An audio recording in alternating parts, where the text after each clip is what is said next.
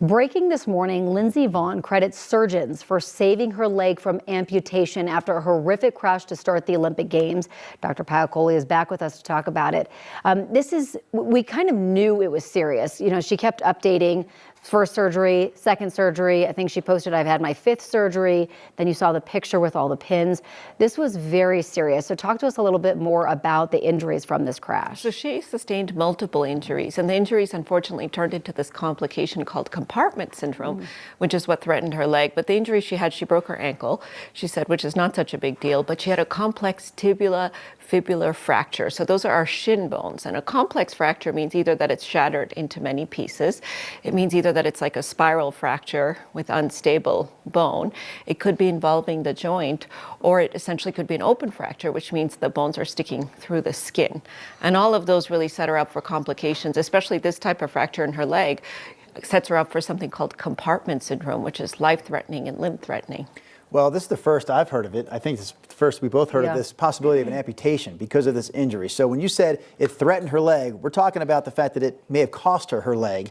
How common is that with compartment syndrome? So compartment syndrome is one of those conditions in medical school that they say you must not miss because it sometimes sneaks up sort of subtly. But like I said, it can happen from this type of fracture. And essentially what it is that, think about our shin. It's a closed compartment, right? So if you have too much swelling, too much bleeding from the fracture, what can happen is that blood can cause that compartment to swell so much that it prevents any more blood from getting in or getting out, causes so much pressure inside the compartment that you kill off the nerves, you kill off the muscle, and then the only way to save the person from dying, because they go into sort of a shock state, is to amputate the limb. Wow.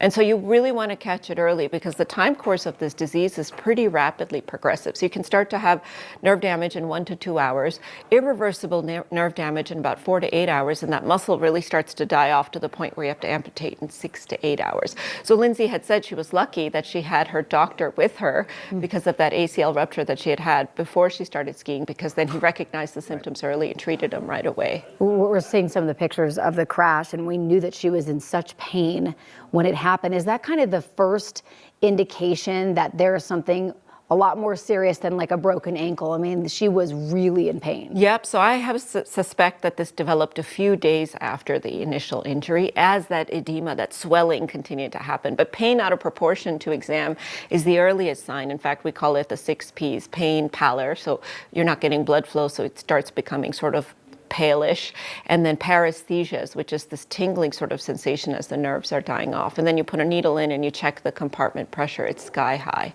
So the way you save the leg, release the pressure on the compartment. So you essentially, and she used the word fillet, you fillet open this covering, which is called the fascia on top of the compartment. So it's called a fasciotomy, and then you leave it open. So most likely Lindsey has an open wound at this point. Okay. Now you leave it open for about a week in most cases, and you can go back in and sew it up. Sometimes if it's a big kind of gap that you have to use a skin graft from a different site to help it to heal, in which case it looks sort of different when it heals. Sometimes you'll just leave it open and allow it to heal on its own over weeks or months. Whoa. When you're talking about an injury that nearly cost you your leg, is there any possibility of what you would call a quote-unquote full recovery? Or are we just hoping that she can walk somewhat normally again? Well, it really depends on how quickly they found the compartment syndrome. So if they found it early, there's a good chance there's no permanent nerve damage and there's a good recovery. If it was more than 6 to 8 hours, then you start to have issues with problems with your nerves. Also, how well the fracture is going to heal, because a complex fracture can be really hard to repair. I know she has a lot of hardware in there. She talked about taking it out. So what they'll probably do, it'll take her 6 months to heal from the fracture. It'll take her 9 months to heal from the compartment syndrome. And then in about a year, when she's ready to hit the slopes again, they're going to do a series of tests to try to see really how she's healed. So single leg squats and jumping on a single leg. If she can do that on that leg that had the compartment syndrome without too much injury, that's a good sign. If that leg has about 90% strength of the other leg, then that's a good sign. And if that fracture healed in a way that it's not unstable, the joint, or it's not displaced, meaning it's a nice straight line, these are all signs that she might be able to return to skiing. That would be incredible. Right. I mean, just I'm talking recreational skiing, right?